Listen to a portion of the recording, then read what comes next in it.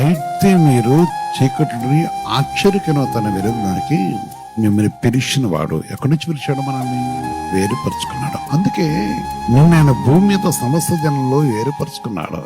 నీ కుటుంబాన్ని ఏర్పరచుకున్నాడు. నేను ఏర్పరచుకున్నాడు, నీ కుటుంబాన్ని ఏర్పరచుకున్నాడు.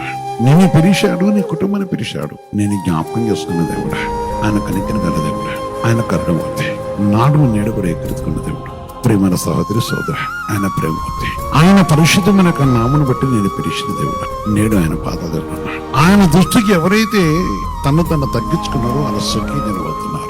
అదే విధంగా తన దృష్టికి ఎవరైతే తన తగ్గించుకున్నారో ఆయన బిడ్డలై ఉంటున్నారు. మనం వేరుపరుచుకున్నాడు కనుక నిన్ను నీ కుటుంబాన్ని పిలిచి వేరుపరిచాడు. మనమన్న చీకట్లోంచి పిలిచాడు. మనమన్న వ్యాధి నుంచి, మన బాధ నుంచి దేవుడు వెతుకుతున్నప్పుడు 1, 2 కాదు, మనం ఎన్నో వెతికాము. నేనే నేను ఓదార్చవని పిలిచిన వాడు, ఓదార్చిన దేవుడు, ఆదరించిన దేవుడు, కనికరించిన దేవుడు, కటాక్షించిన దేవుడు, నిన్ను తన కృపలో జ్ఞాపకం చేసుకుంటుంది.